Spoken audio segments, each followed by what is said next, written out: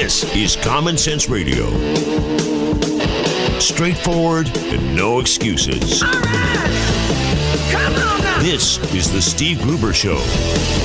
Call me crazy. Oh, yeah. What I said was perfectly right and spot on accurate. Boy's got a mouth like a cannon, always shooting it all. Stop. Got it in Yeah, me. stop. I mean, you're way off script. Got it in me. Gonna quit until it all comes out. Hey, boy! Been a long education. Yeah, you know, it's not cynical. It's common sense. Homework is Pay attention to me when I'm talking to you. I'm gonna rock the nation. Rock the nation. Genuine, accountable, and raw. Here is Steve Gruber. All right, welcome to it, my friends. It is Thursday here on the program. We're going to talk a little bit of politics today, but we're going to talk about a lot of other things that we have neglected, if you will, over the past few days because we've been so busy with the Michigan primary and the results of the primary and so forth. So we're gonna look at some of the things as to how important it was, but we're also going to try to catch up on some stories that we may have missed along the way. On the program today, Chad Livengood from the Detroit News. We'll talk about the record 2.5 million people that turned out to vote Tuesday. Nolan Finley back on the program. He says the establishment is playing a risky game and playing games with Trump and that Flynn could backfire on Clinton. I agree with that. We're also going to ask Nolan if he's still a hardcore anybody but Trump notion where he was previously. We'll talk to him about that. And Congressman Tim Walberg and Congressman Mike Bishop, among others, today. Donald Trump was on Sean Hannity on Fox last night, if you didn't see this. And he said that the Republican establishment, who are trying to do everything they can to at least slow down his nomination, if not block it outright, are taking advantage of the nation. Trump called the campaign movement his campaign a movement of competence and common sense, of low taxes and secure borders, and it would be so foolish to give it away.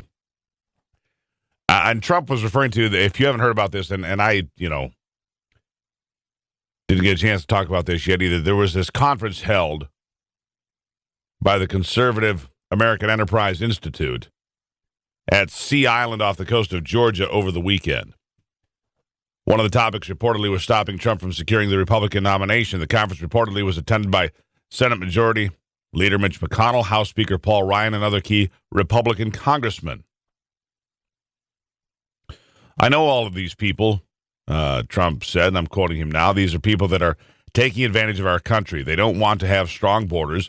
They want stuff flowing across the borders. They don't want to have taxation when countries treat us unfairly because they benefit from that. Politicians will do what's right for the people that gave them the money, said Trump, not what's right for the country. Meanwhile, Florida Senator Marco Rubio telling Fox that he would not drop out of the race before next week's race in Florida. We're going to fight this thing through Tuesday, and we're going to go on. Rubio denied multiple reports that he had discussed the possibility of dropping out before the winner-take-all contest. He said, I have never discussed dropping out with anyone on my team or anyone on the planet Earth. I'm the only one that can beat Donald Trump in Florida. But, not good news. A new poll shows Rubio trailing the Donald by 23 points among voters in Florida. I honestly don't believe Donald Trump will be the nominee, said Rubio. I continue to believe it's going to be me, and he's got to start here in Florida. He also dismissed the possibility that he would form a so-called unity ticket with Senator Ted Cruz. At some point, we're all going to team up, Rubio said. We're all going to be on the same team, I hope. Cruz told Megyn Kelly during a conversation that Marco Rubio and John Kasich are good, honorable people, but neither of them had the path to the nomination. So you got all that going. Oh, and Carly Fiorina went out and endorsed Ted Cruz yesterday, which will mean exactly nothing. Which will mean exactly nothing in the end. Now, coming up a little bit later on the program, I have I believe it's possible that Bernie Sanders' shocking upset of Hillary Clinton, and everybody's trying to figure out, well, who crossed the line and what was the dirty trick? I don't think it was a dirty trick. I think they got it wrong, very, very wrong. I don't know why that is or how that is, But let's be honest, going back to 1990, John Engler had no chance of becoming governor, and yet he won by a slim margin. It happens on occasion. That many polls, I don't know what to tell you, but the Republican polling was about accurate. So it's not like there was some mass exodus of Republican voters that, went and voted for Bernie, and I don't think there was a mass exodus of Hillary voters that went and voted for Trump. At least so far, I don't have any reason to believe that. If there's some evidence of that, sure, I would consider, why that might be. I guess we'll see. Meanwhile, the Republican National Committee is suing Hillary Clinton, going after her. There are a pair of lawsuits now. The RNC yesterday filed 2 lawsuits in federal court seeking records and emails of Hillary Clinton and her colleagues at the State Department. This is a long explanation, so I want to get into it. It's clip 1. Go. So there's 2 lawsuits, actually. One lawsuit deals with communications between Hillary Clinton and her top aides, Cheryl Mills, Brian Patagliano, Patrick Kennedy, during her tenure as Secretary of State. The other lawsuit has to do with her time after she left the State Department and with her aides that still were at the State Department and her campaign and outside entities and whether there was any coordination or collusion to cover it up. What we know now is that with each passing email dump that comes out, we find more classified information, more things that she said never existed. So we filed a FOIA lawsuit, a FOIA request with the State Department last year. We have heard nothing. They have stalled. We're taking this to federal court because with each passing day, we find out more and more information about Hillary Clinton. And in doing so, it has a direct relevance on her ability to be commander-in-chief and president of the But as you well know, the FBI is also investigating everything surrounding her emails. What do you think you're going to uncover with this lawsuit that the FBI is not? We don't know. But at the end of the day, this is all public information. It is legally allowed to be seen by the public. And so if the FBI is investigating it, it may take months and years. We're at a critical point in this election season, not just for Republicans, but for Democrats. And they need to know what's in this email, whether or not she abided by the law, what type of communication, potentially was there any cover-up. I mean, these are important and relevant topics that the American public has a right to know. Right. But I can already hear exactly what Hillary Clinton is saying right now. The timing, the topic, the messenger points at one thing, that this is all political. Right. But remember, she said that about everybody. So we've had judges, inspector generals appointed by Democrats, President Obama, everyone so to her. Because we didn't. We actually tried to get this information a year ago. They've stalled on it. And at some point, we realized that their goal is to continue to kick the can down the road so that they can get elected at the very least before it ever happens. We need to let the American people know what was actually occurred during her tenure as Secretary of State, whether anything nefarious went on, whether there was a cover-up. All of these things are relevant whether to her fitness to be president of the United States. So there you go. There's the argument as to why they are suing to get emails and so forth. We'll see if it gets any traction, if it goes anywhere. But let's be honest, good lawyers, they know the stall tactics very, very well. All right, when we come back, we're shifting gears for a bit here. We're going to talk about some other stories we've missed, important stories that you've missed here in the last few days. I believe they're important. And so, therefore, we're going to talk about them. You can always join the conversation as well if there's something on your mind. 888-900-9966, 888-900-9966. Welcome to it. It's Thursday on The Steve Gruber Show. Getting your day started with news from around the state and around the world. Common Sense Radio. This is The Steve Gruber Show.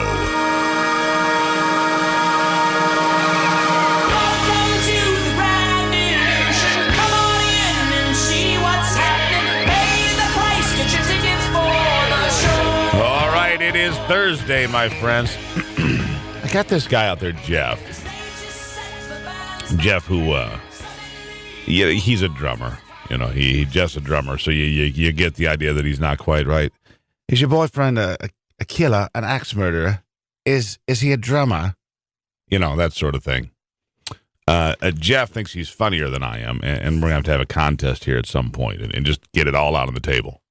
Because Jeff is not funnier than I am. He goes, you're funnier on Facebook than you are on the radio. Well, there's certain things I can say on Facebook and social media that I can't say in this medium right here. There's certain things, there's the decorum, believe it or not, guidelines, rules, FCC fines, penalties, and, dismissal from your job to consider. So But make no mistake, Jeff, I am far funnier than you are, even though you did make me snort out loud last night. All right, we're going to do some different things now. Where are all the wailing liberals? Seriously, where are all the wailing liberals to decry the pending murder of 200 lions in Zimbabwe? The lion call is coming soon because hunters have disappeared in the wake of the historical outcry against lion hunting following the death of a single lion. Now hundreds will die, and all there is silence. Media outlets, you will certainly remember, worldwide went crazy last year when a Minnesota dentist legally hunted and killed a lion nicknamed Cecil. And it quickly became the battle cry against evil white capitalist hunters from, of course, America. Leftists use Cecil as one of the loudest dog whistles in years to attack everything about hunting, guns, even though Cecil was killed with a bow and arrow, don't let that bother you, animal rights, capitalism, and anything else they could lump into the America is a rotten place pile.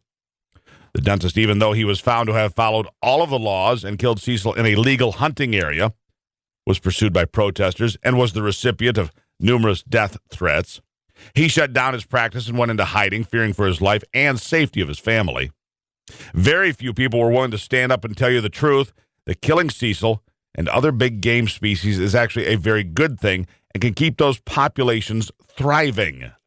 However, you have to stop and listen and actually think for yourself and truly understand. You see, a big game animal, when hunted in places like Africa, they have terrific financial value and therefore are protected by the government and by local villagers who know that money from those animals could become schools and medical clinics and running water in some of the poorest places on earth. I was one of the few voices in the wilderness telling you the truth about keeping lion hunting open. However, U.S. Senator from Michigan Gary Peters and others that are misguided, uneducated politicians who know little or nothing about the natural world or the world of economics put forth new rules banning the import of lions to the United States. Suddenly, lions that were once worth well more than $10,000 were deemed to be almost worthless. As I wrote then, when things are determined to have no value, those things will be treated as such. Gary Peters, in his myopic haze, thought he'd save lions by making sure they could no longer be brought here. Instead, he made them worthless because hunters will not spend all the money. The $10,000, for example, plus airfare, hotels, guides, rented cars, and so much more to hunt lions they can't keep. Come on, Senator, have the good sense to learn something before you jump into the middle of something led only by your emotions.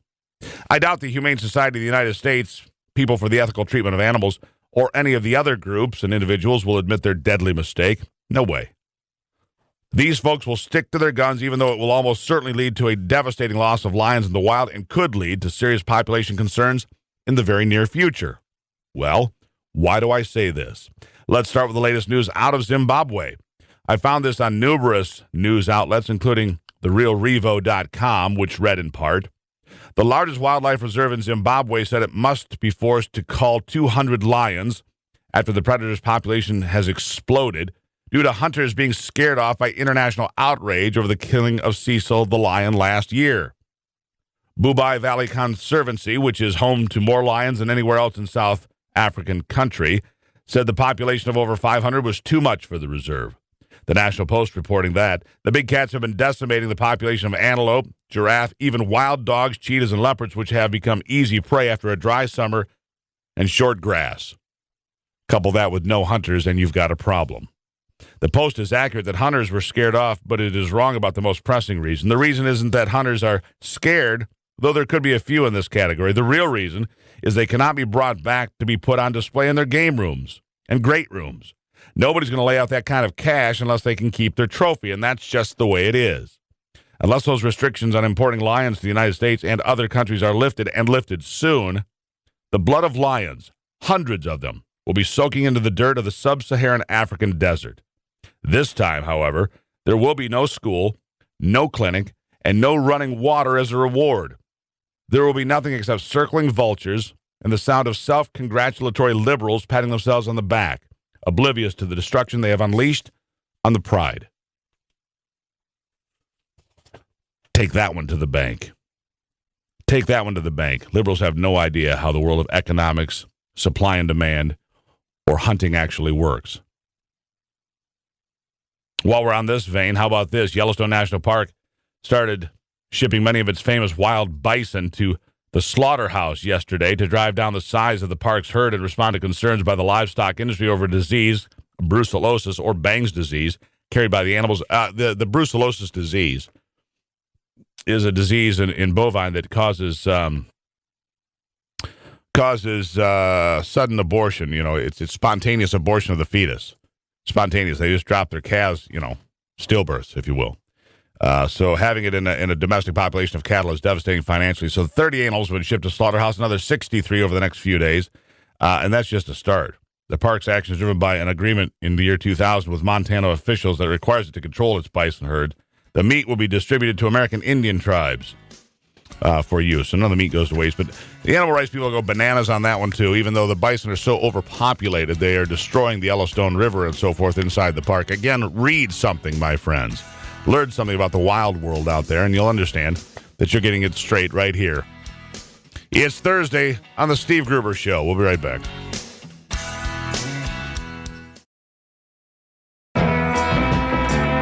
Keeping you in touch with Michigan and the world. There's a man who leads a life of danger. To everyone he meets, he stays a stranger. With every move he makes, All right, welcome back to it. another chance he takes. It's the Steve Gruber Show on a Thursday here. Where's Daugherty? What's he doing? All right. Michael Daugherty, are you there, buddy? I'm here. Sorry, was I on when you heard me guffaw when you asked where I was? No. Our board isn't working right. It doesn't show me when you're here. You're like you're sneaking in on me. You're pulling a black ops on me. I don't know you're here. I don't like it. I'm all right. Have some coffee. Yeah, my medication's all out of whack. Can you tell? Yeah. Next time you stop by, you got to redose me properly. That's all. All right, Michael Daugherty, senior writer, Cyber Defense Magazine, knows a lot about the ins and outs of these things. All right, tell me, what is your take? First of all, you saw what happened in Michigan, and despite Mitt Romney's best efforts and Karl Rove and the folks that met at Sea Island, Georgia, for their little secret confab, they didn't get it done. In fact, Trump just rolled through them. Steamrolled. And I went back and did this, and this is you'll find. I took all the votes that Marco Rubio got and John Kasich got, and then I gave 60% of those votes to Ted Cruz. He still lost. Then I gave 65% of those votes to Ted Cruz. He still would have lost. You had to get to about 68% is what he would have to take of those voters, and Trump getting only a 32% for Cruz to come to a tie. So this notion that somehow, Cruz is just going to, walk away with it if it's a two-man race, I don't believe it. What do you think? It's on the favorability and how many people actually show up. This whole thing is people are being driven to vote on the Republican side much higher than they were in the past. And now what's driving it? Is it Donald Trump, or is it just the overall situation and where they're going to break? It's going to be tight either way if in fact Rubio and would back out, and I think Cruz would have a shot, because ironically this is what is. No matter what you feel about this, it certainly is entertaining and amusing. It is that. Watch the desperation of Karl Rove and all these people just flip-flop around just in a complete panic. It's fun. I know you'll find this hard to believe, but I was out with Ivy yesterday. We had some adult beverages with friends. I know that's crazy to believe, right? But they were saying, and these are some folks that had just voted in the Republican primary in Michigan, they said, we had a lot of respect for Mitt Romney until this week. And they were of the same opinion that Mitt Romney, going out and trying to, take the legs out from under Trump, all it did is fuel the support for Trump. These people weren't even Trump supporters. They said they didn't vote for him, but they said clearly that fueled people going to the polls and saying, you know what, if you're going to attack him, we're going to vote for him anyway. And might have moved him 5 points in the polls, I think. I mean, it really is embarrassing. It's fun to watch. It's embarrassing. But I will tell you this. If the Republicans try to game the whole system going forth, they will lose badly in November. Well, this is the irony of Cruz, and it's a good thing that Ted Cruz has such a high IQ. I'm dead serious. This guy is the best at looking 5 steps down the road and he has handled the surprise of Donald Trump the best. And the irony is, listen, he is. It's just so funny. I mean, he handles the establishment with such contempt right to their face, and they're such hypocrites that they'll probably choose him over Trump eventually, and he might say no thanks.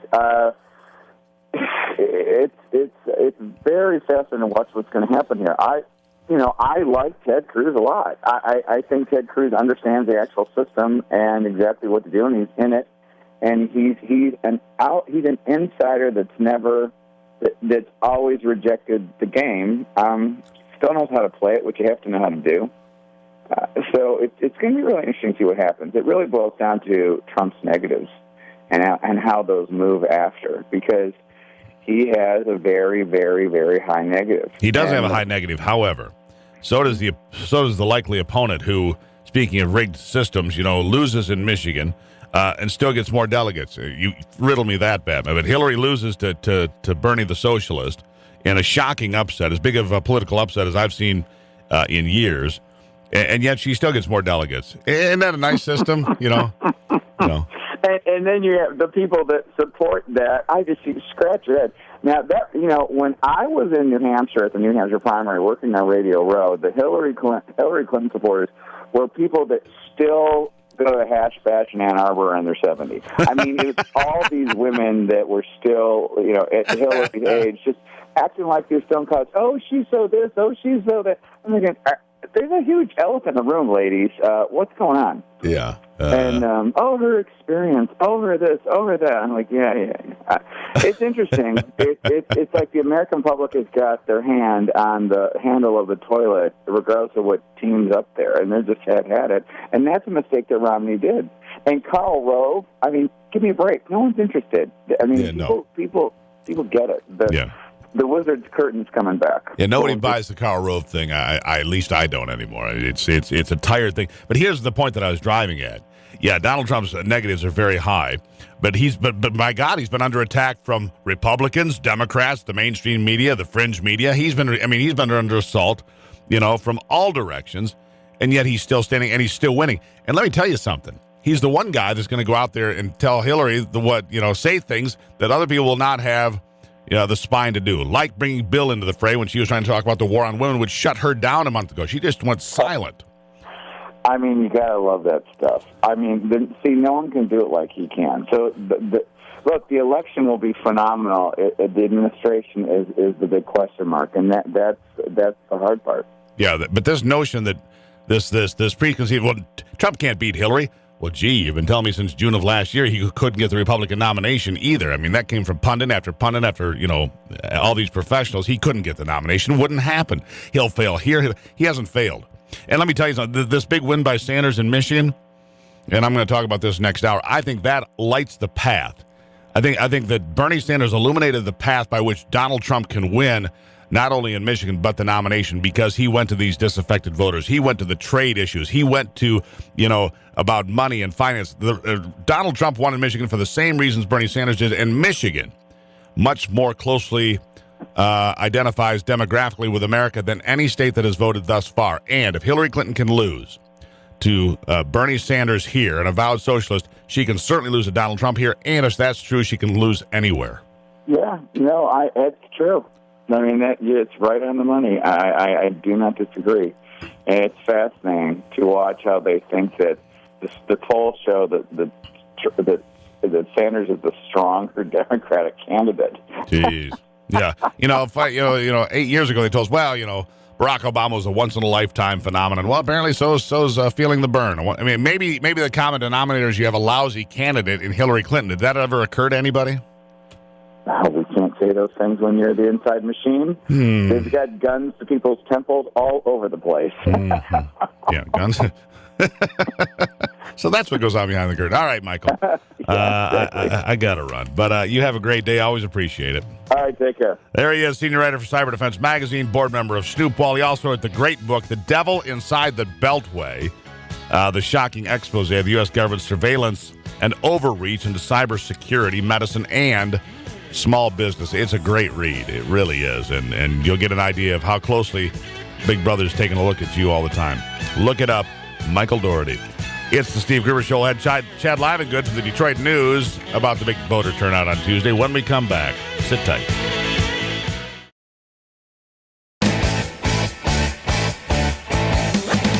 Genuine Michigan common sense on display every day.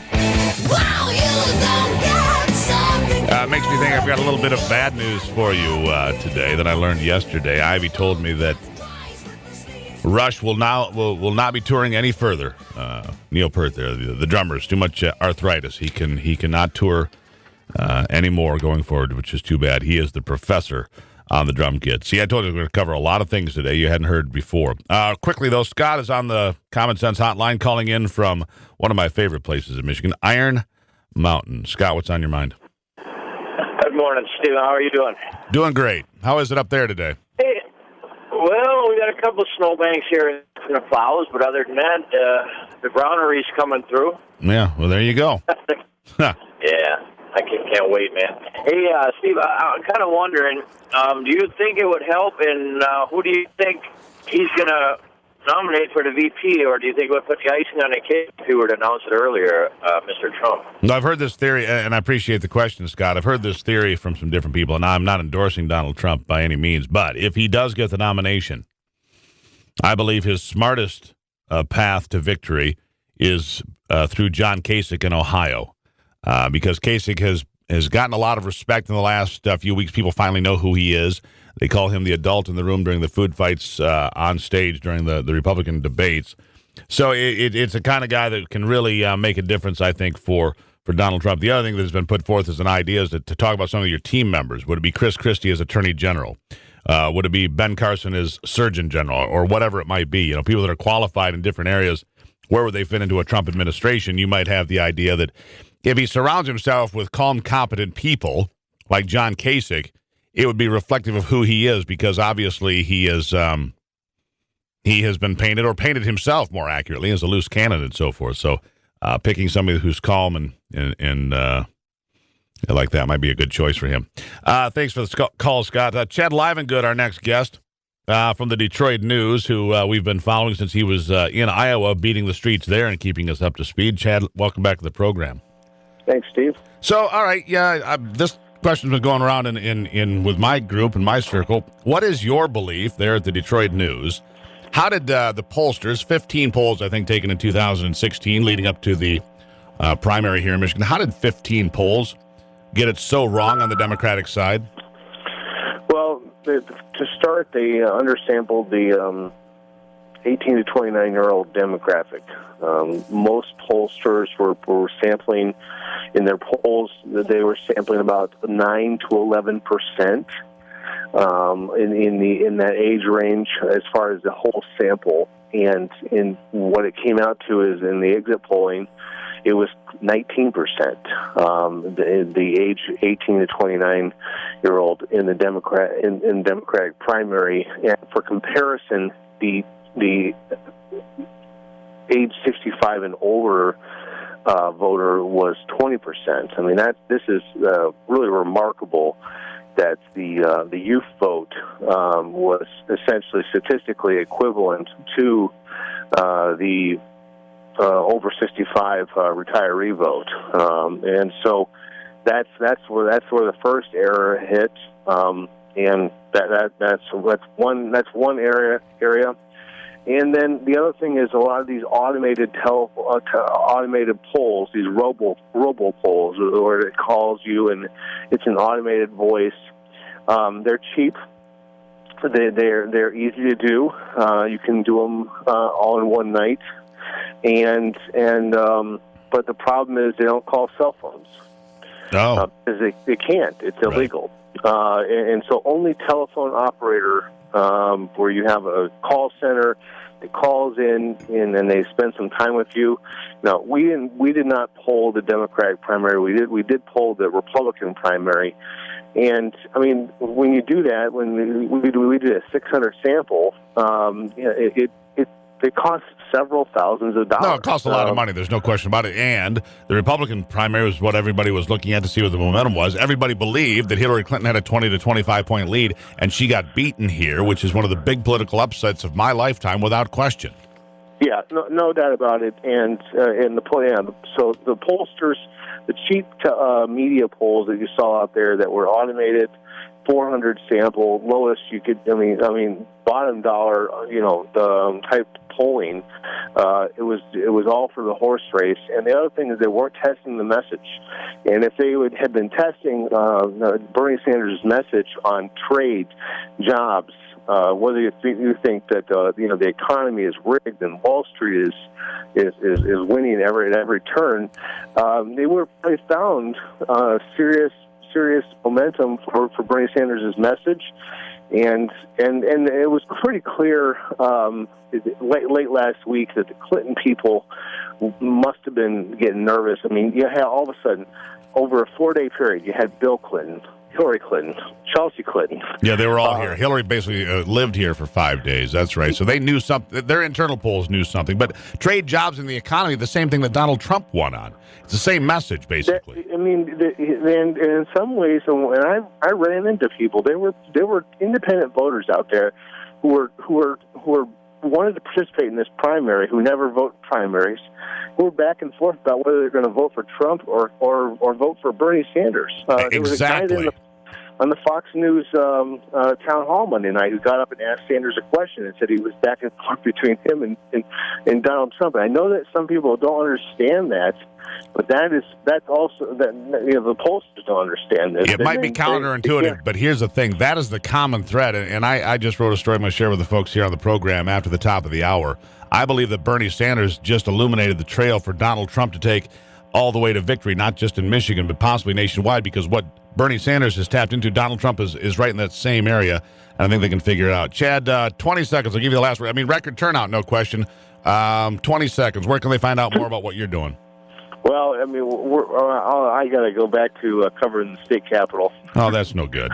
But I mean, the Flint water crisis is going to continue to be a major issue for Governor Snyder's administration. But clearly, yeah, just 2.5 million people, record turnout, shattered the 1.9 million that turned out in 1972. That was the big Democratic primary that year. George Wallace won that year, yeah. George Wallace won here, yeah. Alabama Governor George Wallace. All right, I greatly appreciate it. Chad, always a pleasure. We'll talk soon. Take care. Chad Livengood from the Detroit News, everybody on the Steve Gruber Show.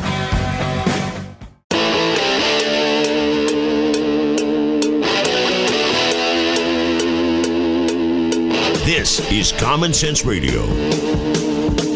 Straightforward and no excuses. All right. Come on now. This is the Steve Gruber Show. Call me crazy. Oh, yeah. What I said was perfectly right and spot on accurate. Boy's got a mouth like a cannon, always shooting it all. Stop. Yeah, stop. I mean, you're way off script. Got it in me, gonna quit until it all comes out. Hey, boy! Yeah, it's not cynical. It's common sense. Pay attention to me when I'm talking to you. I'm gonna rock the nation. Rock the nation. Genuine, accountable, and raw. Here is Steve Gruber. All right, my friends. Thanks for dialing in. It is Thursday. We are catching up on some stories that we haven't done in a few days. Still keeping you up to speed on what's happening in politics as well. And by the way, I got a note from Joel. Joel on Facebook. I made a comment about up north. He says, seems we Yoopers have trouble when you trolls say up north and are really talking about the top of the mitten. We know that we ourselves call the UP up north. So I just want it known that there is always a discrepancy when you use terms like up north lightly. That is all. Carry on. Thank you, Joel. I will respect your northness. From now on, I will respect your northness. I was directing folks to the Steve Gruber Show Facebook page. There's a survey on there. The Red Hot Best Of. It's a Best Of survey for Travers, the Northern Michigan magazine, mynorth.com. There's a link there, and you can pick the best restaurants, the best ski hills, the best servers, the best of just about everything, including radio hosts. So if you happen to find yourself with a Red Hot Best 216 list in front of you, you might want to just, thumb through there and see if you find you're good. You'll have to write me in. I'm not on there because I don't have a home base up there yet. But look out, boys and girls. By Memorial Day, I will. We'll be planting our flag in northern Michigan, and well, there goes the neighborhood. Bernie Sanders' shocking upset of Democratic frontrunner Hillary Clinton in Michigan's Democratic primary this week has shown a weakness that may have been overlooked before but will not be going forward. In fact, Bernie Sanders may have illuminated the trail Donald Trump could follow this fall to win a general election. Hillary Clinton, as you well know, was supposed to coast to victory in the Great Lakes state, and polls up to Election Day showed her with a commanding lead of better than 20 points.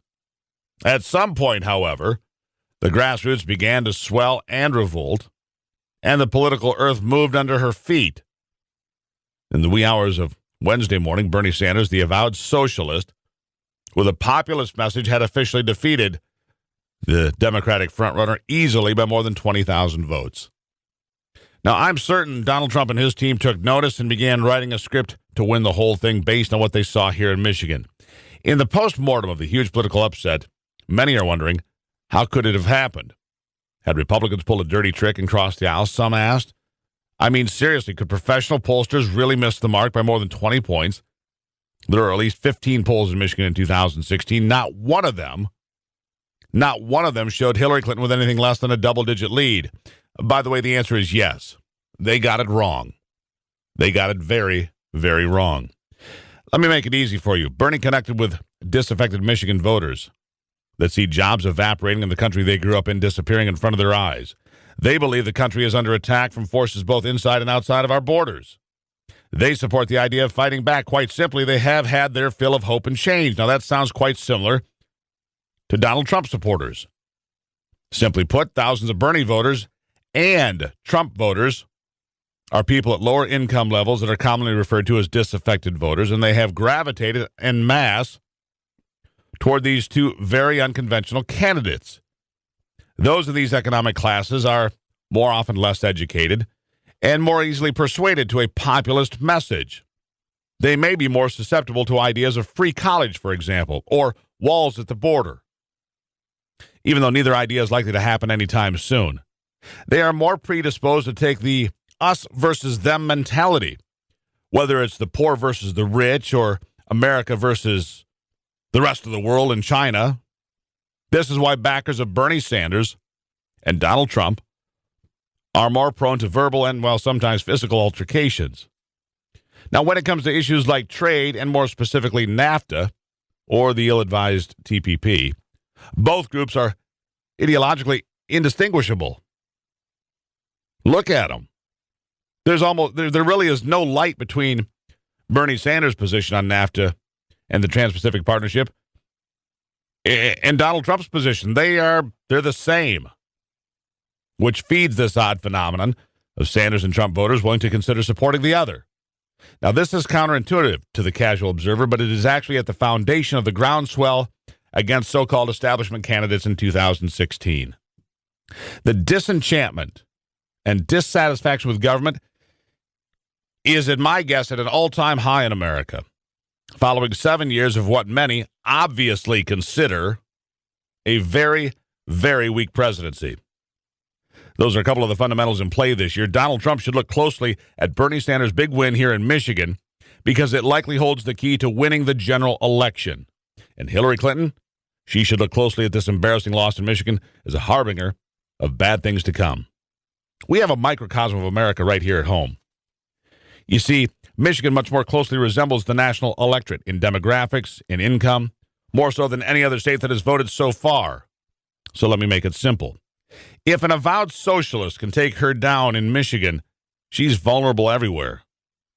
I can assure you that Donald Trump, by giving a voice to millions of angry Americans, is putting himself in a position to become the next president. Bernie will, of course, never be the guy, because on the Democratic side, the process is obviously rigged in favor of Hillary Clinton. Now, here's the bottom line that we've talked about before. There are two things people will need to ask themselves before they vote in November. First, and foremost, am I better off than I was 4 years ago? As you look at the economy, if you're a college kid coming out of school, is there a job waiting for you, or are you mired in debt? If you're 55 years old and lost your job, is there another job to be found? Or is there some retraining program being offered by the government that pays 10 cents on the dollar and offers you, well, nothing really? If you're a single mom whose hours have been chopped back from 40 to 29 because of Obamacare, how angry are you that you now have to work a second job just to make ends meet? If you're a young person who feels that the rich are exploiting the country, how angry are you? See, these are all, this anger, this percolating anger exists after 7 years of hope and change, after 7 years of Barack Obama. Make no mistake, Barack Obama, he created Donald Trump, not the Republicans, as some would have you believe, and he also created Bernie Sanders.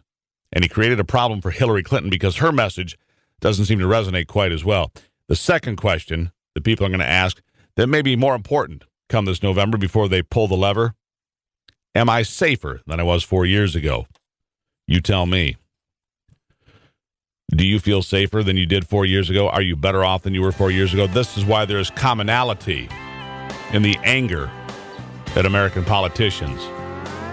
And that's why there's been this groundswell of support for both Donald Trump and Bernie Sanders. It's Thursday. This is The Steve Gruber Show.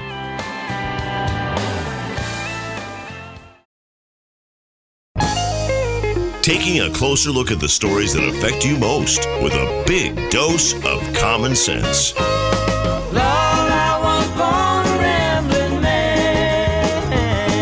Thursday here on the program. Welcome back to it. Our next guest, I'm doing a welfare check just to make sure he's all right. A little concerned about his well-being after the big results here on Tuesday, because the last time I had him on the program, he said, I will never vote for Donald Trump. I'd be the last person standing. He was pretty adamant. And, of course, there have been a lot of shakeup since then, but some things haven't changed. Like, well, Donald Trump continues to win, including right here in Michigan. Nolan Finley, the editor of the Detroit News op-ed page, here with us. Nolan, welcome back. Morning, Steve. How are you all doing? I'm doing all right. Are you okay? Yeah, fine. I hope the party's okay. Yeah, I don't know if the party... I watched this with... This whole Mitt Romney thing last week was like watching a train wreck in slow motion. I couldn't believe they were doing it. I knew that it wouldn't work. I knew that there'd be blowback from it. And I think you have some of the same feelings. What do you make of it? Yeah, I mean, it's rather incredible to see the party a party trying to destroy its own frontrunner. I haven't seen anything in this state like it since 1972 when Democrats did the same to George Wallace, who was running in their primary and doing quite well before he was shot. I think there's a lot of angst out there, and rightly so. Well, back in 1972, Wallace could carry only southern states. He actually carried, I think, 7 states in the general election as an independent. But Donald Trump is winning all over the country. Obviously, he's winning in Michigan. He's winning in Massachusetts. He's winning in Mississippi and Hawaii. He's winning all over the board with his populist message, which in many regards is similar to Bernie Sanders' message in some places, like trade, for example, NAFTA, the TPP. There's a lot of anger out there, Nolan. Yeah, that's scary, isn't it? If I wanted someone to slap 65% tariff on all export or imported goods and trigger a trade war, I might as well just go with Bernie Sanders. You might as well get the real cheese.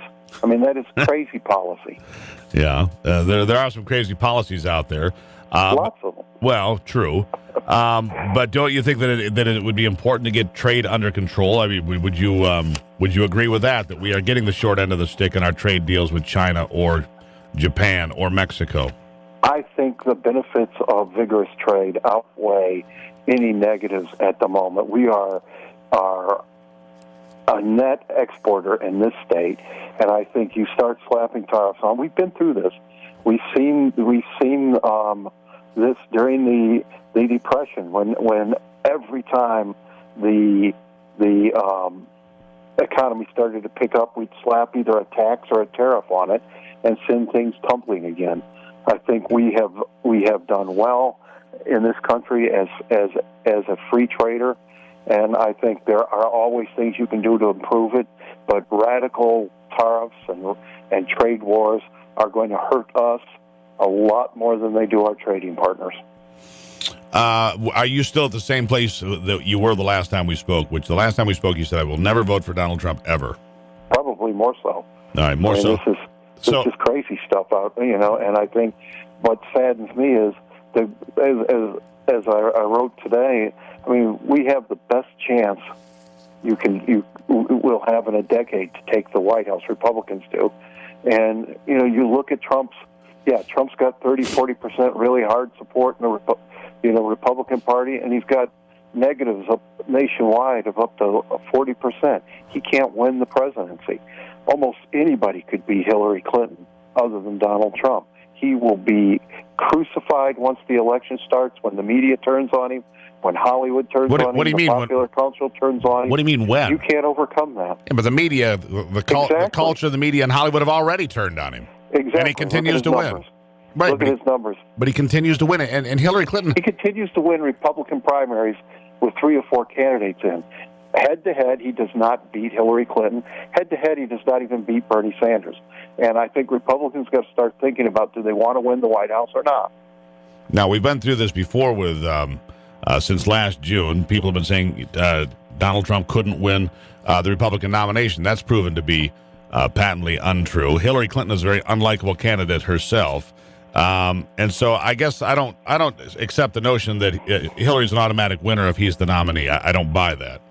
Well, I guess that's something we'll eventually know one way or the other. That's not a theoretical question. We'll find out in November. Well, and that's back to your bigger point, because at this point, the establishment's tried everything, and they met at Sea Island, Georgia. They've tried everything to get behind Rubio. That was a disaster. Bring out Mitt Romney. That was a disaster. Now what the establishment's going to finally get behind Cruz? It might be too little too late. Wait until November. You want to see a disaster.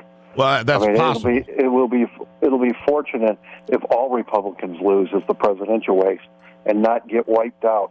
I remember 2008 when, and 2006 when the anti-George Bush vote wiped out everybody all the way down the ballot to county commission. It was a massacre, and I think the same thing's going to happen this time.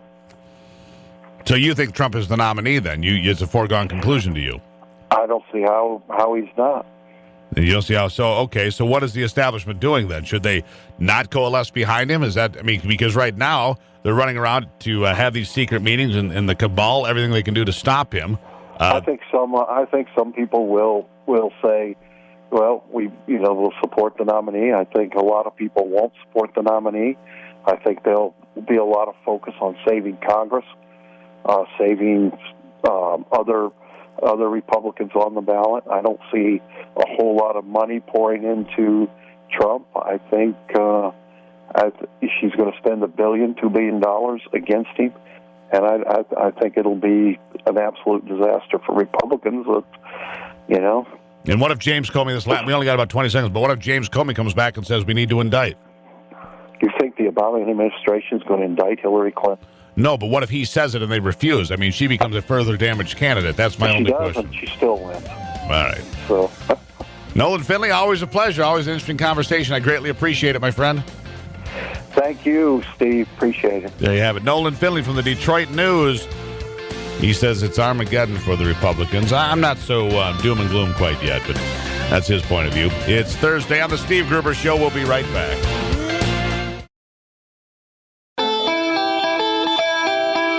Delivering Michigan common sense with a big dose of truth and honesty. Now it's a legal matter, baby. You got me on the run. It's a legal matter, baby. A legal matter from now on. Welcome back to it. It is Thursday here on the program. I see these stories from Judicial Watch on a regular basis, and I go, good for them. Because I don't get these stories anywhere else. In fact, yesterday I was going through with Ivy as we were going through the program and trying to figure out what direction to go now that we're kind of getting past the primary here. Documents reveal U.S. Army indoctrinated soldiers on the dangers of white privilege. One of the things that Judicial Watch found in documents from the U.S. military, one passage, our society attaches privilege to being white and male and heterosexual. Another federal probe affirms that the United States is overwhelmingly ISIS's main target. Yeah, I would think that's true. Irene Garcia here, investigative reporter for Judicial Watch. Irene, welcome back. Thank you. Good morning. Thanks for having me. You guys would have to work like 23 hours a day. I mean, the amount of material that you guys put out that is well vetted, understood, researched, it is incredible, the things that you do and the things that you find. Thank you. Yes, we're overwhelmed, certainly because the mainstream media is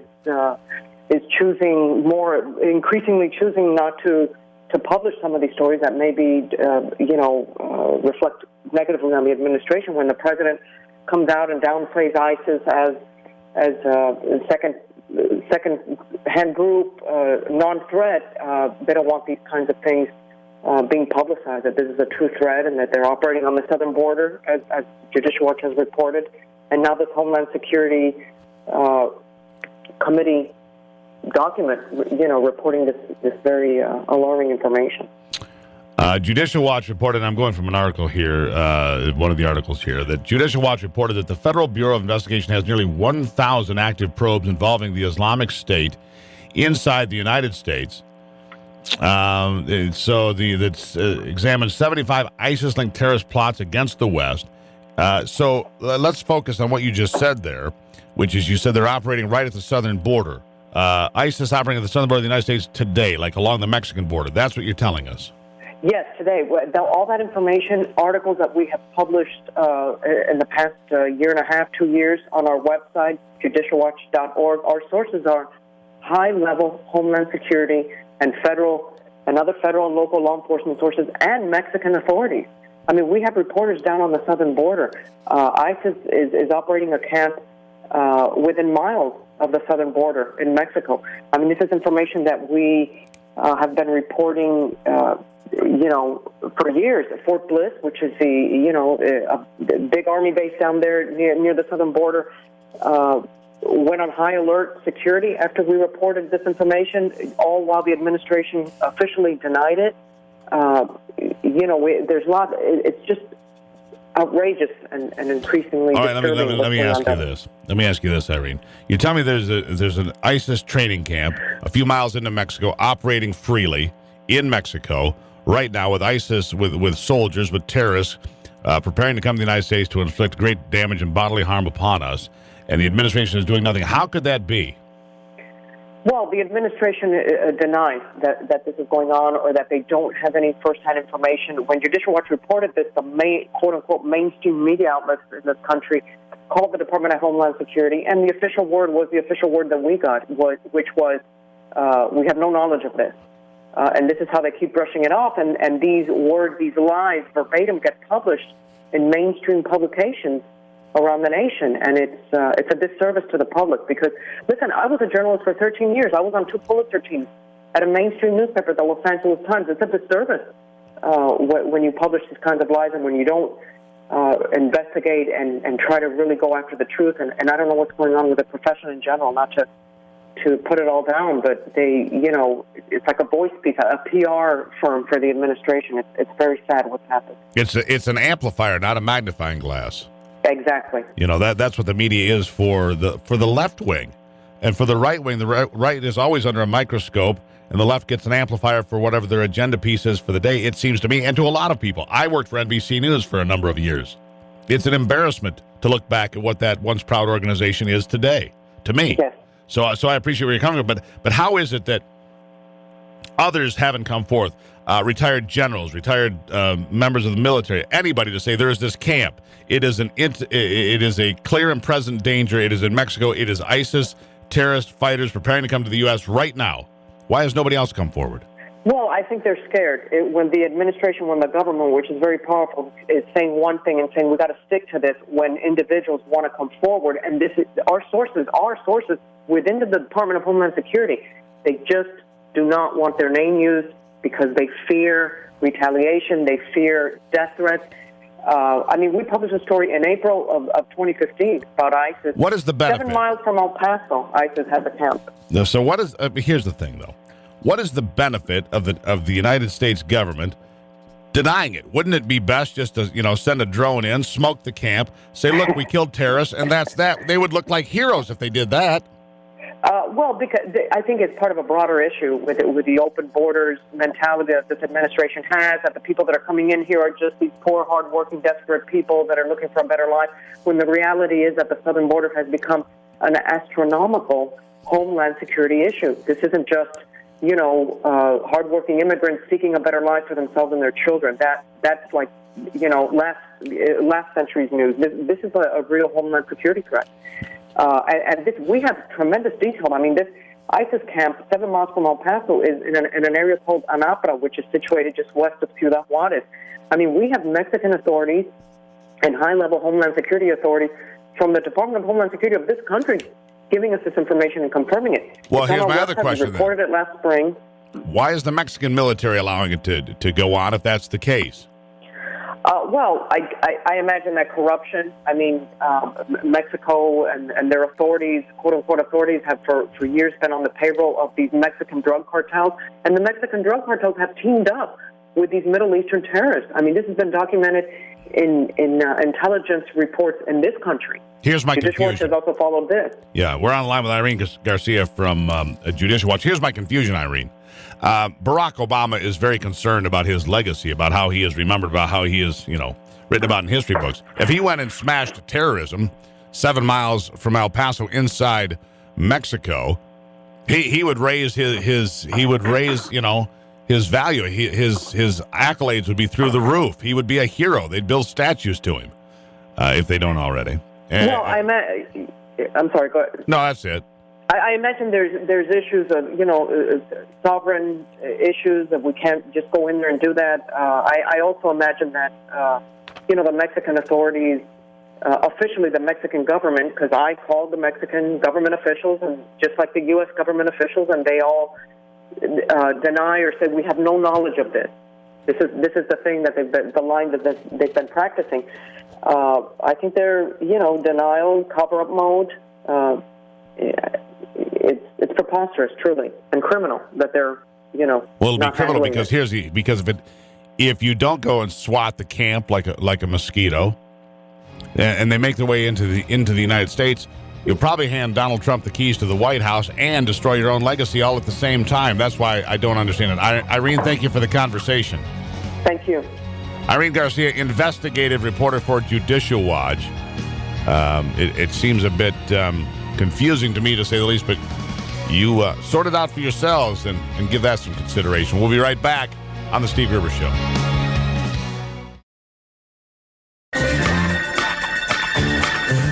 Genuine Michigan common sense on display every day. All righty. It's Thursday. Let's see here. Let's get to the phone line real quick. We've got a hotline caller. Frank is on the line here. Frank, real quickly, what's on your mind? Good morning, Steve. You're right. Nolan Finley is wrong. He is the kind of gutless Republican that created Donald Trump. And if he was really serious about stopping Donald Trump, he and his left-wing raggy newspaper should have supported Ted Cruz a long time ago. Donald Trump, I don't like Donald Trump. I'm a Cruz supporter, but will I vote for Donald Trump? You betcha. If he's the nomination, we got the Second Amendment issue. We have a border issue that the American people are impassioned about. We have a national security issue. Donald Trump is going to wipe the floor with Hillary Clinton. We could pick somebody out of the phone book and beat Hillary Clinton. The American people are fed up, and if the Democrats do win, we're not going to recognize their authority anymore. We're done being tyrannized by that dictatorial party. Frank, I appreciate the call. We'll have to find out because it looks like that's the way it's going. And we'll see if, as you put it, other spineless Republicans do the right thing or not. Frank, I greatly appreciate the call. The hotline number, by the way, 888-900-9966, $99.66. Shifting gears now, no pun intended. Looking at CAFE standards. CAFE standards, those would be the fuel economy standards for motor vehicles that are set. And now the Obama administration, I think it's like 54.5 miles to the gallon or something that it has to be. And according to the Heritage Foundation and that Center for Data Analysis, this is costing you, me, other Americans thousands of dollars every time we buy a car, new or used. Dr. Salim Furth here to talk more about it. Doctor, welcome to the program. Thank you. Good to be on with you this morning. So break this down for me in small bites. I'm not that bright, so I need to understand how this is costing me money and exactly where. Sure. Well, the bottom line is that right now, anybody who goes and buys a new car, they're going to be spending about $4,000 more over the life of that car, including gas savings. So you're going to spend more than $4,000 up front. You're going to save a little on gas because with the regulations, the cars have to be more fuel efficient. But overall, you're getting stiffed by the government. We calculated it at $3,800 for the average new car. You know, I was in a dealership yesterday. I had my truck was in there getting just getting the oil change and a couple of things. And there was another brand new truck sitting there that they were prepping for delivery. And a beautiful truck, a Chevrolet. I just wondered what it cost. I walked over and looked. It was a few nickels shy of $70,000 for a pickup truck. And I'm like, it was a nice truck. Don't get me wrong. It's roughly twice as much as I paid for my first house. I think about that. In 1989, the truck at $70,000 was worth roughly twice what I paid for my first house. It's incredible. Yeah, no, it's unbelievable. The price of cars was actually declining once you adjust for quality from the 90s to 2008. We were getting better cars for the same money or the same car for less money, which was great. It was really good for the American consumer. And then Congress and the Obama administration stepped in and said, this is too good of a deal. We think that consumers don't know how to save money, and we're going to step in and tell them they've got to get better fuel economy. And the standards are really, really complicated. Trucks are held to different standards depending on how big their wheelbase is. Little cars don't count as much.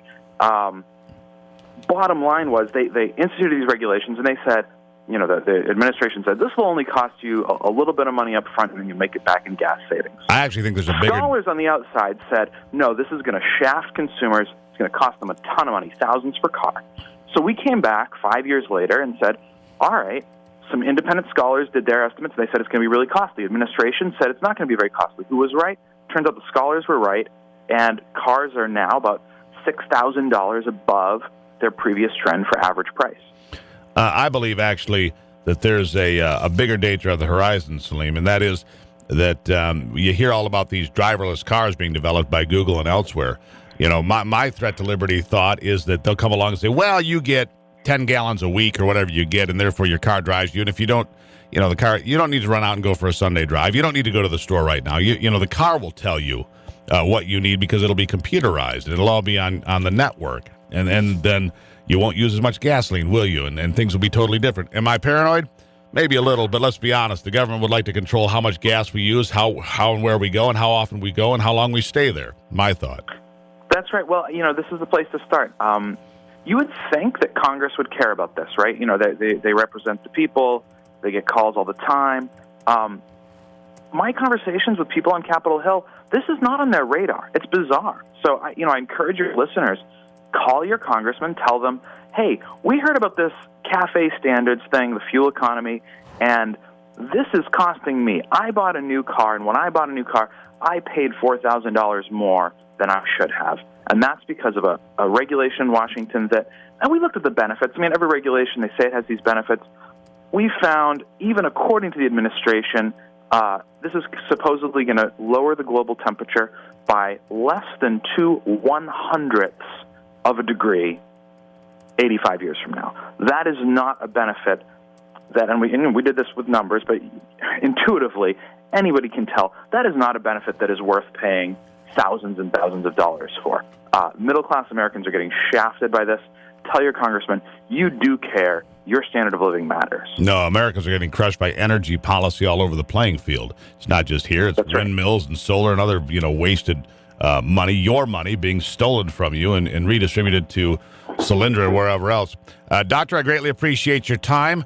It's something we have to keep an eye on, and we have to hold people accountable. And we have to do that soon. Otherwise, they're just going to continue to charge us for this folly. This is getting worse every year. It's going to double. The damage is going to double by 2025. And there you go.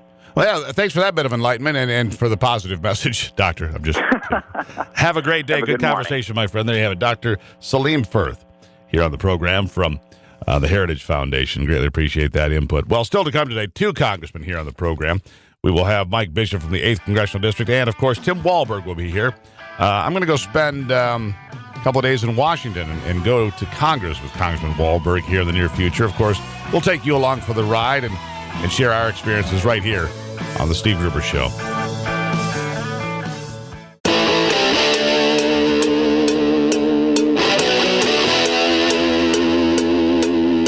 This is Common Sense Radio. Straightforward and no excuses. All right. Come on now. This is the Steve Gruber Show. Call me crazy. Oh, yeah. What I said was perfectly right and spot on accurate. Boy's got a mouth like a cannon, always shooting it all. Stop. Yeah, stop. I mean, you're way off script. Got it in me. Gonna quit until it all comes out. Hey, boy! Long education. Yeah, it's not cynical. It's common sense. Pay attention to me when I'm talking to you. I'm gonna rock the nation. Rock the nation. Genuine, accountable, and raw. Here is Steve Gruber. Thursday morning on the Steve Gruber Show. I'm glad to have you along for the ride. Still doing some post-mortem, if you will, on the results Tuesday. All-time record voting for Michigan. Breaking the record. The previous record was just over 1.9 million voters that went to the polls in a primary. That happened in 1972 when Democrat George Wallace, an open segregationist, a racist, was running for president, an open segregationist, and then he went on to run an independent campaign and carried several states. A Democrat, did I say that loud enough? A Democrat, George Wallace, was on the ballot. A guy who, he was about as racist as, say, Robert Byrd, who Hillary Clinton called her mentor in embracing him. The Senate Majority Leader until his death in 2010. Robert Byrd, the exalted cyclops of the Ku Klux Klan, that guy. Anyhow, I get sidetracked sometimes. Just want to be clear about, who's on what team. And, this notion of Republicans and Democrats switched at what point. Now, what point did that happen? Does that mean that FDR was a Republican and Nixon was a Democrat? I mean, how does that work? No, that's not what we mean. Well, what is it you mean? That JFK was a Republican and George Bush was a Democrat? No. Well, the fallacy of this idea that somehow Republicans and Democrats switched sides at some point. At any rate, our next guest, a good friend of the program, regular contributor, Congressman Tim Walberg of the 7th Congressional District here in Michigan. Congressman, welcome back. Well, good to be back, and I guess welcome to springtime in Michigan. No, gosh, yeah, you got that right. It's mud season. Yeah, it's mud season here in Michigan, no question. I walked out today, I looked at my boots, I said, yep, it's time. Which, we get used to here. It's a little early this year, but the rodent was right. Phil was right. Puxatawny Phil got it right. No shadow in spring's here early, so there you have it, before the Ides of March. So, Congressman, let's look at the results here. And first of all, let's back up for one question. What do you make now of Mitt Romney's full frontal assault on behalf of other Republicans on the Republican frontrunner for President Donald Trump? Well, I think I mentioned last week that I thought that was a wrong-headed approach. I like Mitt Romney. I supported him when he ran for president. But I think right now the people are making their own decisions, and for politicians or opinion shapers to try to step up to the plate and do a full, as you say, frontal assault on a front runner who is expressing the anger, the frustration, some sense the fear of a lot of people in the United States is not the approach to take. And in the end, the American people decide. So if Romney had just made this speech somewhere unheralded, that would have been one thing. But to go out and make a major statement with it and advertise that the statement was going to be made, I think the results have shown that didn't work. So no, it didn't work at all. It was an abject failure, I would say. But here's the thing. It hasn't stopped. Over the weekend, Sea Island, Georgia, key Republicans, Paul Ryan, Mitch McConnell, some billionaire donors all get together on Sea Island, Georgia, which I've been to, by the way, and it's a gated island. You don't just get to go there because you want to. You have to be invited by one of the people that lives there. It's a very exclusive piece of real estate. And all of these high-level and highly influential Republicans and Republican donors gathered there, again, apparently, to discuss how to knock out the front-runner of the Republican Party for president. What's going on? Well, I don't know. I've never been to Sea Island. You should go. It's quite nice. If you want to take me sometime, I'd be glad to go. I understand there might be some good fishing, maybe some waterfowling. See, there you go. I wasn't there. I don't know what they did. But again, media is looking for anything to say that the establishment, whatever that means at the time, is going after this front runner. In the end, I don't think it makes a difference. You know, I did two town halls yesterday. I'll do one shortly here in Hudson, Michigan. And I'm hearing people are saying simply, America's going the wrong direction and we want somebody to speak up for us. We don't care necessarily what they say. We just want to know that you're fighting for us. And so I think when you have any entity that looks like they're fighting back against a person who the people have lumped onto because they perceive that person is speaking very clearly, I think you have problems. And in the end, when a guy like Trump can push back on the Pope, etc., and still come out on top, this is something more than a flash in the pan. This is a start of a movement. Well, it is a start of a movement, and there are some commonalities, actually, believe it or not, between Bernie Sanders and Donald Trump in things like NAFTA and the TPP. That they both oppose. And in Michigan, clearly that message resonated with people that think that those trade agreements are bad for them here. They think it's bad for the industries here in Michigan, and that seemed to resonate. One of the reasons they got the support. And by the way, I was on Sea Island as the guest of Davis Love III. I was there as a guest of his once as a golfer. Well, I'd clarify that. I can't invite you there. I'd love to take you there, but I can't. I appreciate this. I appreciate the thought. I love being here in the 7th District of Michigan. But back on the trade agreements, that's why we have on our website a link that you and the listeners can hook up to TPP and read the language of TPP. It's 5,000 pages, but nonetheless, it's there. And I think not only politicians, not only members of Congress, but I think people ought to read that and decide for themselves what it says. Well, in fairness, let me ask you this, Congressman, and it begs the question then, have you read it? I've not completed it. I'm reading it, and I have not made my mind up on it. We've talked with a number of sides on the issue. My agricultural community generally says we need that Trans-Pacific Partnership, but I've also asked some of them, have you read it? Are you certain that it will affect agriculture in a positive way, but won't hurt you in other ways with manufacturing, et cetera? That all adds costs to what you do. So it's worth reading. The president has not pushed it forward yet for a decision, so we do have time. TPA gave us that right and responsibility for at least 90 days. It has to be in front of us after the president pushes it forward so that we can take a look at it, come to a conclusion. But it is something that we ought to be concerned with, and that was brought up in the town hall meeting yesterday. The whole issue of NAFTA, CAFTA, TPP, the trade agreements, and there is great concern that the United States is losing out. So it's worth taking a look. Fair enough. Now, when we come back, I want to revisit a topic that we talked about last week here on the program, because I saw a headline about this Department of Labor fiduciary rule and who else it could possibly affect besides just middle-class investors here. And I'm going to ask you about that in a moment, Congressman. Congressman Tim Walberg here with us on a Thursday here on the Steve Gruber program. We'll be right back. Sit tight.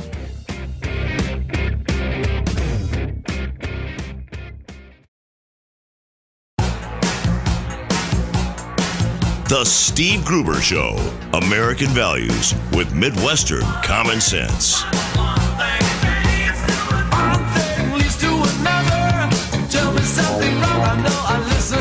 Welcome back to it. It's the Steve Gruber Show on a Thursday. Don't forget tomorrow, Free for All Friday. We'll sort it all out for you. And Congressman, I'm going to circle back to where we started the conversation, and then get back to what we talked about last week. But at what point do you think do Republicans say, you know what, it's either get behind Donald Trump or get run over in the fall? Because I will say this. A lot of people are saying that Donald Trump will get beaten and destroyed in the fall by Hillary Clinton. I don't necessarily believe that. I think she's a deeply flawed candidate that he hasn't set his targets on her yet. And he has a way, you may have noticed, of dismembering opponents in a way that others don't. It may be in bad taste. It may be sometimes vulgar, but it seems to me, effective. So at what point do you say, I'm going to support this guy? Well, I certainly say that when he is the nominee for the Republican Party, we've got to get behind him. As I've said all along, I'll support any candidate that was in the race or still is in the race with an R behind their name, because Hillary or Bernie Sanders are exactly the same people. That's not good for this country. Bottom line is I don't bet against Donald Trump anymore. He's disproved everything so far, and he will be brutalized, I'm sure, in the general campaign if he is our nominee. There's plenty of background, plenty of statements, and the Democrats will go after it. But I think on the other side of the ledger, if he is the nominee, has an opportunity to point out the untrustworthiness of Hillary Clinton, the lies that she's told, the prevarication that she's carried on, the fact that she's drug her feet and stopped things from coming out. We don't know where she was relative to Benghazi yet. That is still being concluded.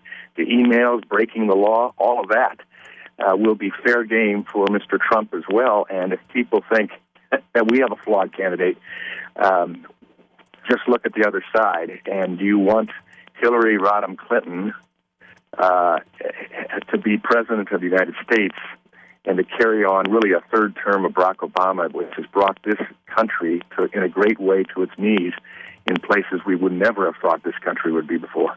No question, and I agree with that. All right, so last year, last week we talked about this fiduciary rule that could seriously affect middle-class investors, because a lot more rules, a lot more fees, a lot more guidelines. In fact, a lot of the smaller investors, the guy that's out there selling, a little bit of insurance, a little bit of investment, these sorts of things, in smaller towns for sure, that person would be pushed out of the way because he could not be, held accountable because he has to be a fiduciary, and they could be subject to lawsuits and so on and so forth. Well, I read an article here a couple of days ago that this rule would extend so far that people like Susie Orman or Dave Ramsey, or these people that you hear on the radio or appear on television, these these investment personalities, these money folks you see, right? They too couldn't do what they do. They would be shut down because when they talk about investing in this and that, it could be construed as advice, and therefore they could be held liable, and therefore this new Department of Labor fiduciary rule would put them out of business. Absolutely, and put a lot more attorneys in business in suing people. And when you sue, I'm glad you brought up Dave Ramsey. So many people, families, small businesses have been assisted by just basic, good, common sense advice from a person like Dave Ramsey. In this case, he would have to sign statements that he carries out already, but in signing those statements about a fiduciary responsibility, he will put himself very clearly in the sights of anyone who wants to sue him for alleged malpractice, as it were. That's going to be a major problem to small businesses who want to provide some insight for their companies. I know businesses, for instance, have seminars open to their employees with Dave Ramsey or other people like that. It would take the young couple just starting out and saying they want to put $25, $50 from their paycheck, every paycheck, into some type of 401k or investment, and get some decent advice from their life insurance agent, for instance. That will stop because they don't have the money to pay for the high-priced and very necessary investment counselors that the big guys will use. So it really is another full-service opportunity for attorneys, and really to destroy what we want to see in this country: more saving, more investment, more planning for the future. That always has risks, yes, but done cautiously, with good counsel, with good intentions, I think it works very well. Well, good intentions. Now, are there times when maybe somebody should be held accountable? Yes, but this rule is so broad, so overreaching, more government regulation, stifling business, and once again, injuring financially the middle class, because those are the folks who are going to pay, foot the bill. The people that can afford it, and the people that can't. And so once again, you're chipping away. Here they are, the left, chipping away at the middle class and complaining that the middle class is getting chipped away at. It is quite baffling, isn't it? And where is the problem? I mean, I don't think any of us. I think I just illuminated it. The problem is with the left. I think I covered that. Absolutely. Nobody out there in the real world is asking for this.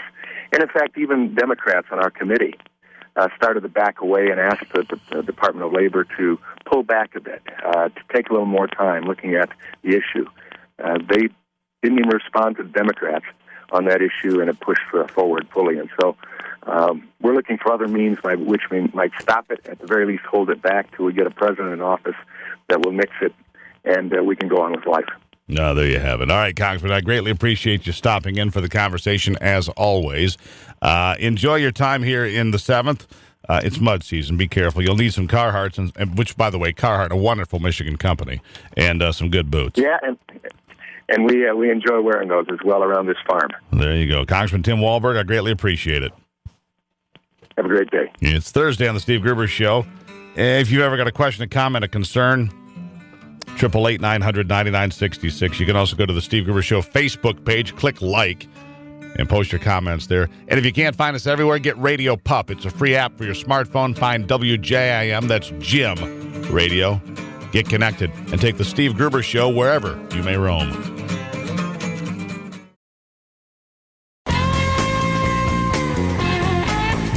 Keeping you in touch with Michigan and the world.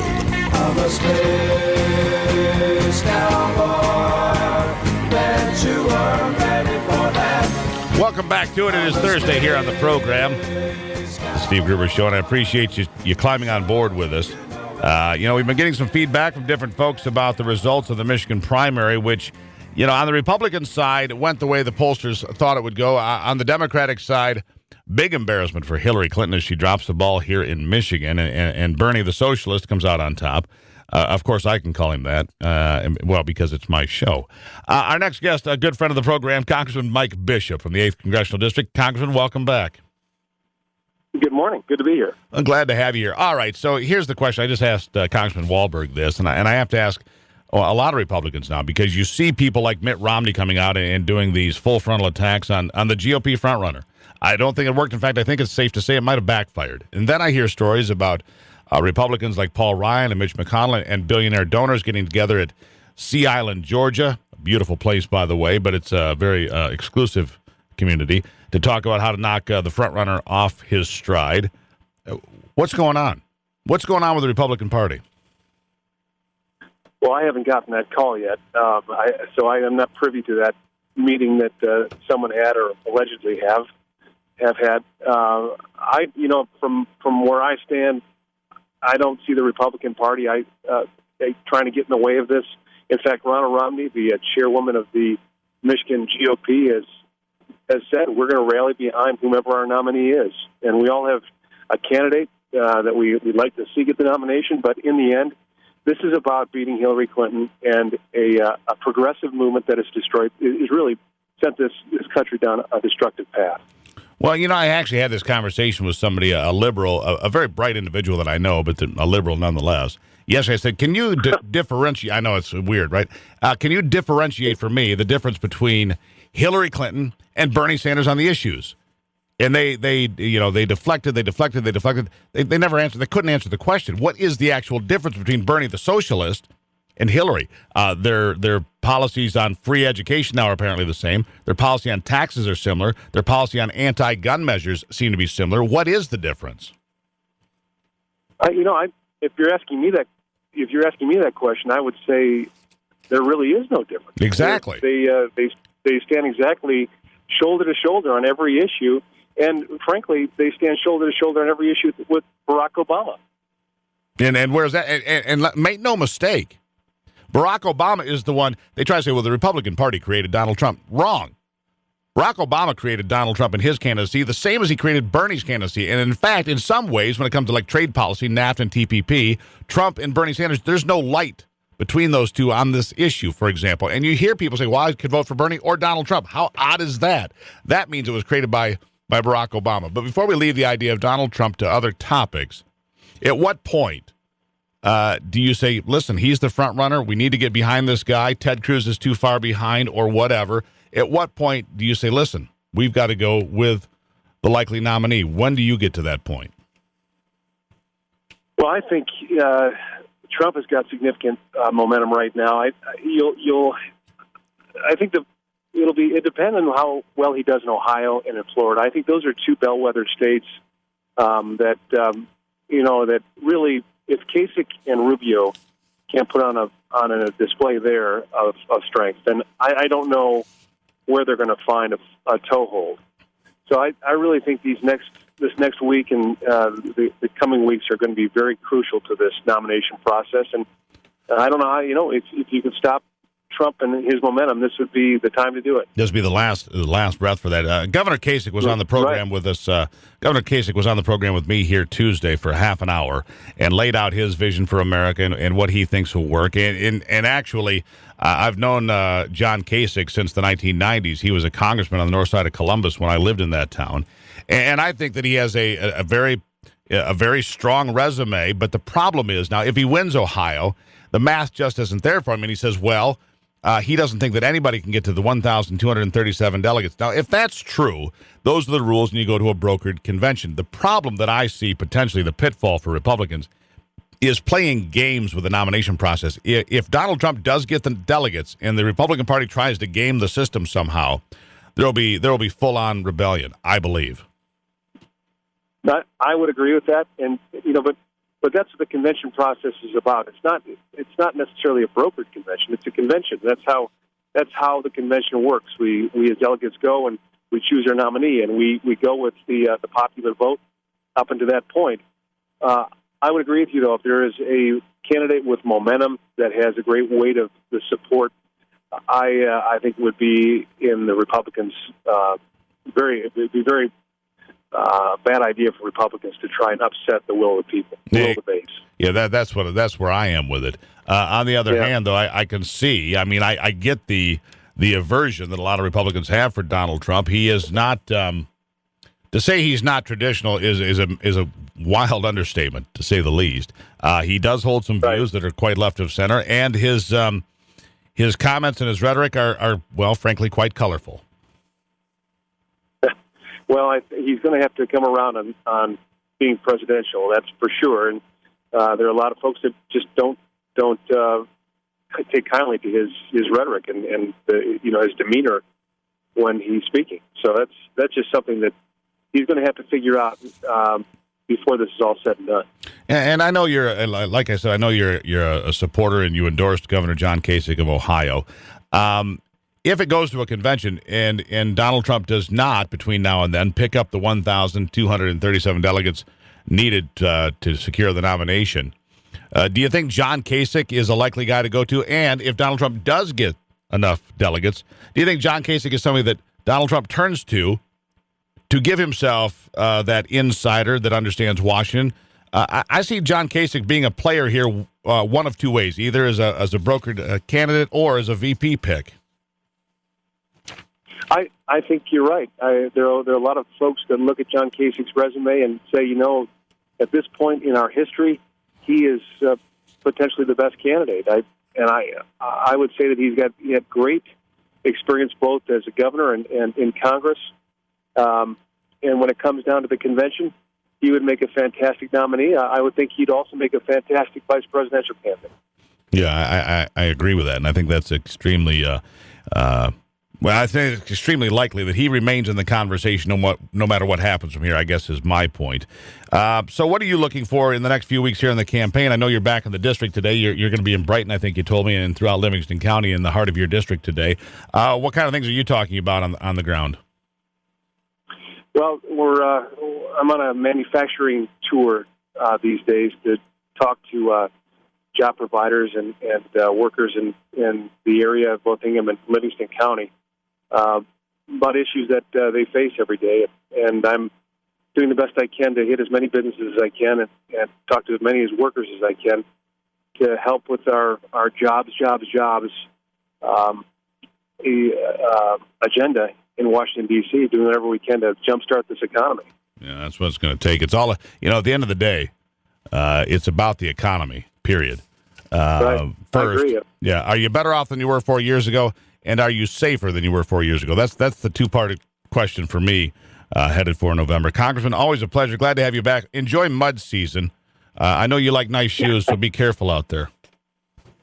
Yeah, are you talking about the campaign or are you talking about springtime? Well, it's all about the same. It's a mud season now, isn't it? Yeah.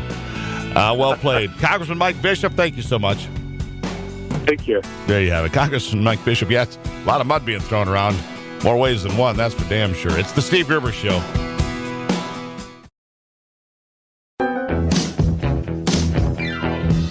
Genuine Michigan common sense on display every day. All right, real quickly before we get to the next portion of the program, Steve is on the hotline today. Steve, welcome to the program. Good morning, and thank you for the privilege of coming on. I am ashamed of what I'm seeing. I believe Donald Trump came out of nowhere.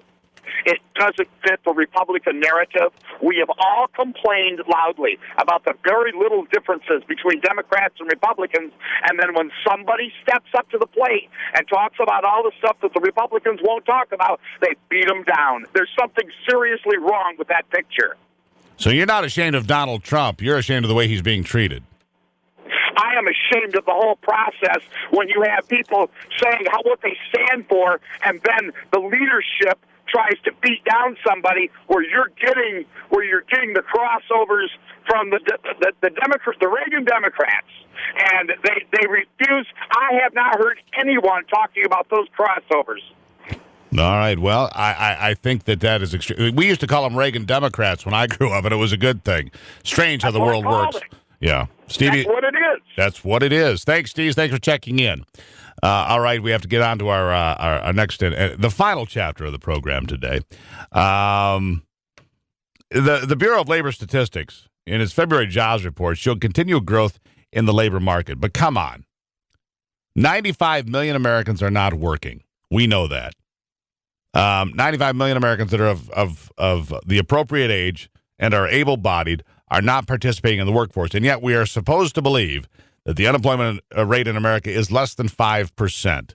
Now, we know this was gamed during the Bill Clinton administration when they moved from the U6 numbers, which show underemployed and unemployed, and a collective snapshot of what's really going on out there. And if you use that number today, God bless Bernie Sanders for this, it'd be about 10%. He's the one that keeps saying that. The unemployment rate would be 10% or more.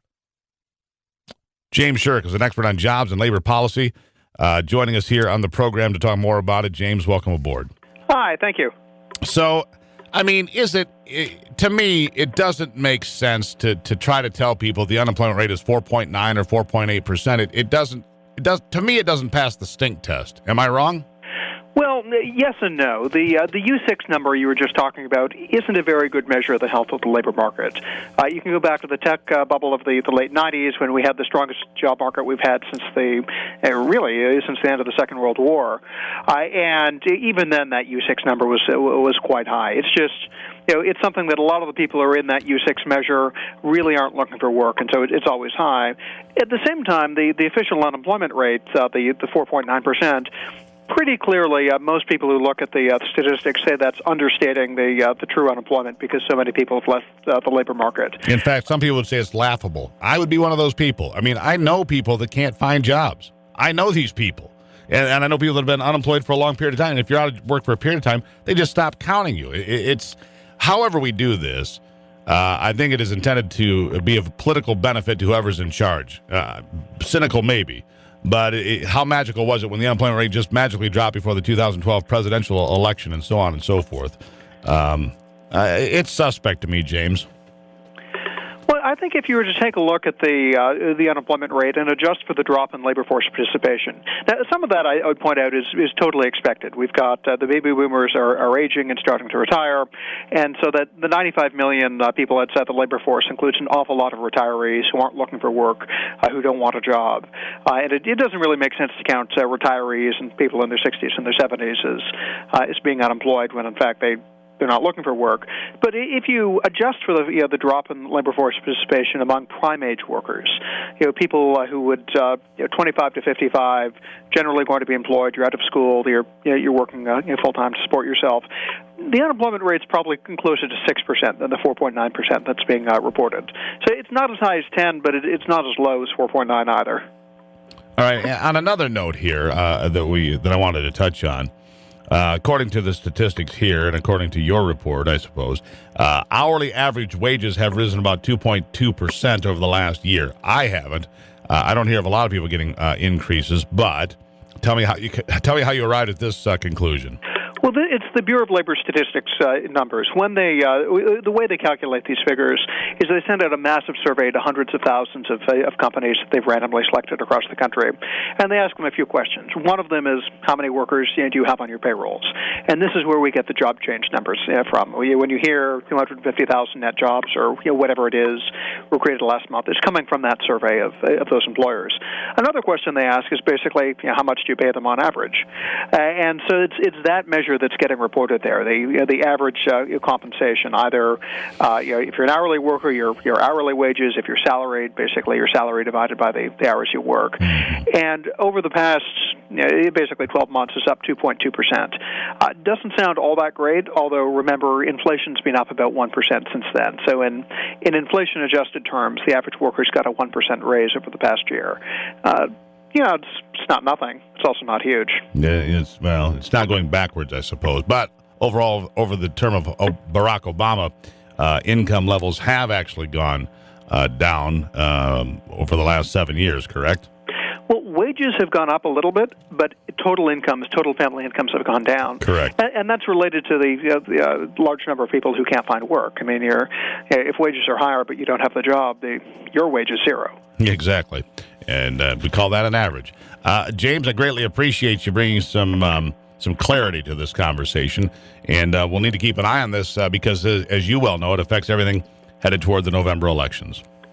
All right. Well, thank you. Thank you. James Sherk, expert on jobs and labor policy, the Bureau of Labor Statistics, and says things are a little bit stronger than they have been.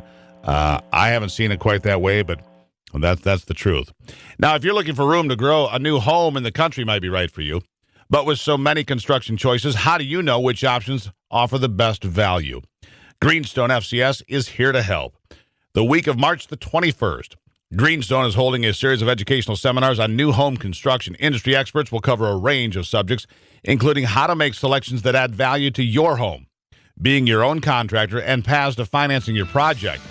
To learn more and to register, visit greenstonefcs.com/seminar. That's greenstonefcs.com/seminar. Tell them Steve sent you. I've been working with Greenstone for years. I think they are a great partner for me and my family. They could be for you as well. It's the Steve Gruber Show. We'll be right back.